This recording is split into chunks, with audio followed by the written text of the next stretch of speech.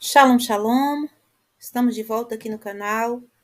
Hoje vamos falar sobre a Parashat HaShavua, de referência na Brita Hadashah, Baruch Hashem. O versículo que nós temos para a leitura do texto referente está em Marcos, no capítulo 11, versículo 15 até o 17. Vamos fazer a leitura. Quando voltaram a Jerusalém, Yeshua entrou no templo e começou a expulsar os que compravam e vendiam animais para os sacrifícios. Derrubou as mesas dos cambistas e as cadeiras dos que vendiam pombas. Impediu todos de usarem o templo como mercado e os ensinava dizendo: As Escrituras declaram: Meu templo será chamado casa de oração para todas as nações, mas vocês os transformaram num esconderijo de ladrões. Baruch Hashem. Com esta leitura, nós vivenciamos a importância da casa do Eterno, da casa chamada de Beit HaMikdash, ou seja, a casa do santo, da santidade, Baruch Hashem. Na Parashat HaShavua, Parashat Terumah, nós lemos a importância enorme que o Eterno dá ao local que ele escolheu para ali revelar a sua voz, né? Ser a boca dele na terra, o local onde repousaria sua presença, sua Shekhinah, né? Ali teria então utensílios cuidadosamente esculpidos com ouro, prata, bronze, madeira escolhida pelo Eterno de acácia, que era uma madeira dura e resistente, né? Pele de cabras, também pele de cordeiro, tecidos de linho, tecidos com cores específicas, cores azul celeste, púrpura, que é como se fosse um roxo, um lilás, né? E carmesim, que é o vermelho, tudo cuidadosamente especificado pelo Eterno, para que fosse copiado como assim era o templo sagrado das alturas, visto por Moshe Rabbeinu durante os 40 dias e 40 noites, primeiros 40 dias e 40 noites que ele esteve na presença do Eterno, do Santíssimo Bendito seja, Baruch Hashem. Então, o Eterno disse: Eu quero estar entre vocês. Para isso, vocês vão construir para mim, né? Vão fazer terumá, vão fazer então uma doação, um presente. Terumá é um presente. Deus quis de nós. Deus não precisa de nada. Ele tem tudo, tudo é dele. Mas ele nos dá a oportunidade de sermos também participantes desta linda criação que ele fez. Então, ele, entre muitas aspas, ele quer receber de nós presentes. Ele fala que cada homem traga terumá. Terumá significa presente de ouro, de prata, de bronze, de pedras preciosas, de madeira, de linho, de tecidos tingidos com as cores que eu falei, né? Então, o Eterno, ele como ele tem nas alturas um local, não vou dizer que o Eterno para vocês que o Eterno é físico, mas ele construiu palácios, né? E uma casa de santidade para ele, espiritual nas alturas. Inclusive, Mashiach, ele está, né, operando como sumo sacerdote neste templo sagrado, que vai descer para Jerusalém no fim dos tempos. Ele já está pronto, ele esteve pronto desde o início. Moshe Rabbeinu visualizou ele.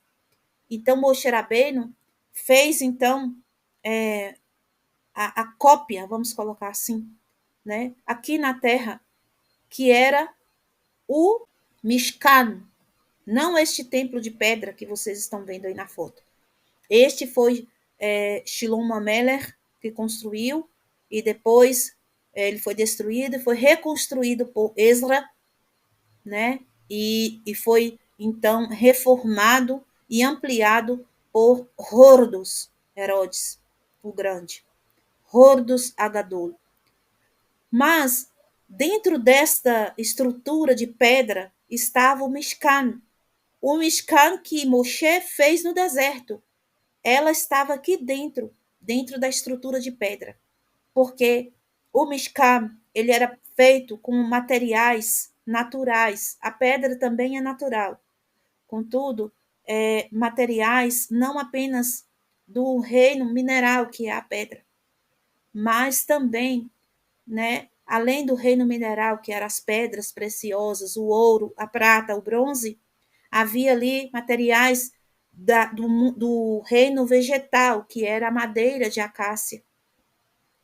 E havia também no Mishkan materiais do reino animal, que eram as peles de cordeiro, as peles de cabra e as peles de um animal que hoje não existe mais. O nome do animal era Tahash, né? E ele era um unicórnio com pele multicolorida. E era a coisa mais linda que olhos nenhum poderam ver, a não ser os olhos de quem teve acesso de ver o Mishkan à noite no deserto, com a menorá acesa e todas essas cores, né? Elas faziam como ciranda no céu e brilhavam, porque a presença divina estava pairando ali. Então, a luz do fogo da presença divina da Shekhinah e a luz da menorá e todas as fontes de glória do Eterno que estava ao redor faziam essas cores cirandar ao redor do Mishkan. Era algo magnífico, lindo, tão lindo que quando o Mishkan foi inaugurado, os filhos de Aharon, eles passaram da conta, né? Ficaram muito empolgados e acabaram que acenderam fogo estranho. Nós vamos falar disso mais na frente, em outra paraxá, Baruch Hashem. Mas eu quero dizer para os irmãos que esta glória, essa beleza do Eterno, ela existia no templo sagrado. Contudo, os homens começaram então a profanar o templo. Começaram a fazer coisas erradas, vender animais a preço exorbitante, né, para as pessoas que precisavam comprar para sacrificar. Faziam supercotação dos valores dos animais, pegavam animais que não eram apropriados, porque tinham algum tipo de defeito, e mesmo assim, por baixo do pano, vendiam mais barato, vamos colocar assim, para o mais pobre, para poder sacrificar ao Eterno no templo. Começavam a carregar coisas no templo, fazer transitar no templo como se fosse na casa deles. Então, Yeshua chegou no templo nessa situação, pegou um chicote, um azogue, e ele bateu nos cambistas, e ele derrubou as mesas, e ele abriu os apriscos dos cordeiros, e ele deixou que todos voassem, abriu as gaiolas dos pombos e fez os pombos voarem. E derramou o dinheiro, misturou o dinheiro para que eles não tivessem como recuperar, porque não sabia mais quanto a quantia. Perderam então o dinheiro, né? E expulsou eles do templo. Isso nos mostra que o templo sagrado ele tem a importância para o Mashiach. Muitas pessoas, por ignorância, acham que o templo foi destruído porque Mashiach chegou. Ou seja, o Mashiach substitui o templo. E não, isso não existe. O Mashiach não substitui o templo. O templo tem a sua função. O Mashiach tem sua função. O templo é a boca de Deus na terra, né? E o Mashiach é o sacrifício do Eterno. Ou seja, um depende do outro. Hoje, como o templo sagrado de pedra, né, de peles está destruído, nós temos então que receber em nós a função do templo sagrado. Nós temos que nos transformar em Mishkan, né? E Mashiach, ele vai olhar cada um de nós também. No momento que ele for fazer o seu sacrifício em Yom Kippur, ele vai olhar para nós como um templo sagrado. Se nós estamos da forma que ele encontrou aqueles homens quando ele expulsou eles dali, porque estavam em roubo, né? Em bagunça, em falta em desrespeito, né? Eles estavam ali de maneira desonrosa diante da presença do Eterno, né? Então, Mashiach, ele olha para nós todo Yom Kippur, porque às vezes podemos pensar, né, nós judeus messiânicos, que por Mashiach ter morrido e nós termos compreendido a morte dele como uma capará de nossos pecados, e nós nos mantermos limpos da idolatria, de não idolatrarmos Mashiach, não adorarmos Mashiach, implorarmos ao Eterno o perdão através do sangue de Mashiach, cobrindo nossos pecados em Yom Kippur, apenas isso é suficiente para nós sermos então cobertos, termos então a capará e o perdão do Eterno. Mas nós temos que perceber que Mashiach, ele também vai fazer a sua avaliação de nós. Nós vamos ser avaliados pelo Mashiach também. Está dito pelos sábios que quando o Mashiach voltar, ele vai, pelo cheiro, ele vai identificar os filhos de Deus na terra para poder resgatar. E o que quer dizer isso pelo cheiro? Se a pessoa tiver mal cheirosa ou perfumada? Não, não é isso. O cheiro quer dizer quando o Eterno ali recebe o primeiro sacrifício de animal nas mãos de Noah, o que o Eterno fala? Ele fala que ele recebeu como um cheiro suave e agradável. E aquilo foi bom para o Eterno. E o Eterno disse que não ia destruir mais a terra, porque ele se alegrou com o sacrifício que Noah fez.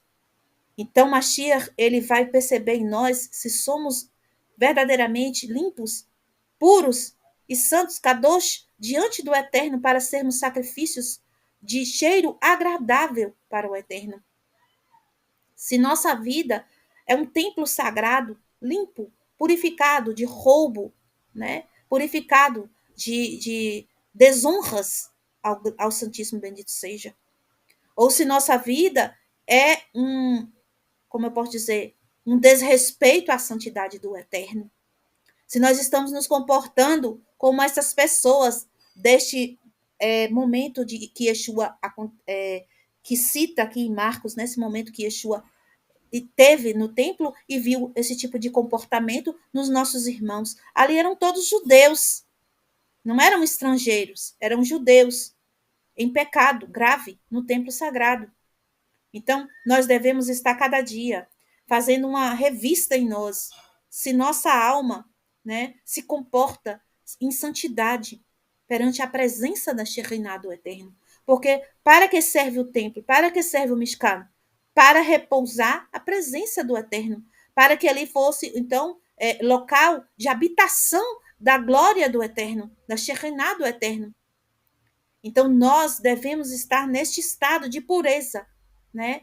De purificação, né? De santidade, de separação, para podermos, então, repousar Shekhinah do Eterno e termos, então, em nós um sacrifício com cheiro agradável.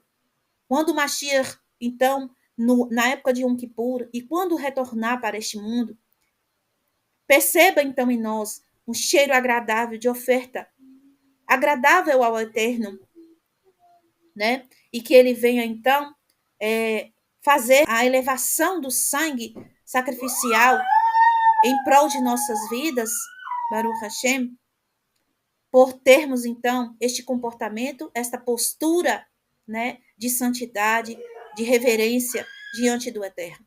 Por nossa congregação tem um grupo de leitura. Nós estamos fazendo a leitura do livro O Caminho dos Justos. Este livro, ele cita como que nós devemos, então, alcançar, né, níveis de santidade, níveis de devoção, níveis de pureza, níveis de limpeza, níveis de santidade, né, para estarmos, então, apropriados, kasher, né? A gente chama a comida apropriada para comer de kasher, que nós possamos estar kasher diante de Deus, nós possamos estar com cheiro suave diante de Deus, com o cheiro que o Mashiach vai identificar como os dos filhos, e não como os ladrões, bagunceiros, né, desordeiros, desonrosos, que Mashiach pegou o azogue, pegou foi o chicote para bater, né? Então a gente tem que parar para pensar, meus irmãos, que não é apenas você aceitar a verdade da Torá do Eterno na sua vida, no sentido de aceitar com a sua consciência, com os seus pensamentos. Você tem que trazer isso, né? Eu estava ensinando para vocês na aula de hebraico como fazer, né, o conserto da Sefirot através das meditações. Utilize isso para você começar a trazer o que você já trouxe para a sua consciência, para as suas emoções. Você sentir amor pelo Eterno, amor em fazer para o Eterno as coisas com santidade, com respeito. Manter a sua boca limpa, manter os seus olhos limpos, manter os seus ouvidos limpos, manter os seus sentimentos, as suas narinas limpas, né? Sentir um carinho, como eu posso dizer, sentir dentro do seu coração o desejo amoroso, em amor pelo Eterno, como nós falamos em todo o começo de reza, né? Em amor temeroso, em temor amoroso. Nós devemos estar nesse estado, meus irmãos, de temor amoroso, amor temeroso.